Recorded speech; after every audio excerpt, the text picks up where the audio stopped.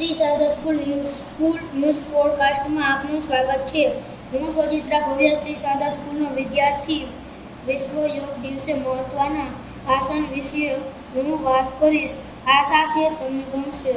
આજે હું સર્પાસન વિશે સમજાવીશ. સર્પાસન શબ્દનો અર્થ ગીત કે કૂકડો થાય છે. આસન કરતી વખતે શરીરનો આકાર તીર જેવો દેખાય છે, તેથી તેને સર્પાસન કહે છે. આ આસન ખાસ કરીને કમર, પીઠ અને પગને મજબૂત બનાવવા માટે ખૂબ ઉપયોગી માનવામાં આવે છે. સર્પાસન કરવાની રીત: પહેલું, ચટાઈ પર પીઠ વડે સીધા સૂઈ જાઓ. બંને હાથ શરીરની બાજુમાં રાખો. દાઢીને જમીન પર ઉડાડીને રાખો.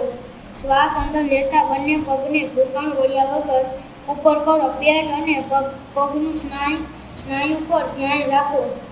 સાવધાની: ગરદનની તકલીફ, સ્લીડીસ હોય તો નિષ્ણાતના માર્ગદર્શન હેઠળ કરવું. હૃદય રોગ, અનિયંત્રિત ઉચ્ચ રક્ત અથવા આંખની ગંભીર રોગ હોય તો ડૉક્ટરની સલાહ લેવી.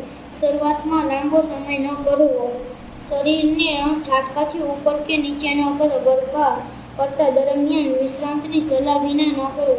ઉપસાહાર: સર્પાસન યોગનું એક ઉત્તમ અને એક શાસન છે. નિયમિત અને યોગ્ય અભ્યાસથી શરીરની શક્તિ, સંતુલન અને સ્ફૂર્તિમાં વધારો થાય છે, પરંતુ તેની યોગ્ય પદ્ધતિ અને સાવધાનીઓનું પાલન કરવું અત્યંત જરૂરી છે.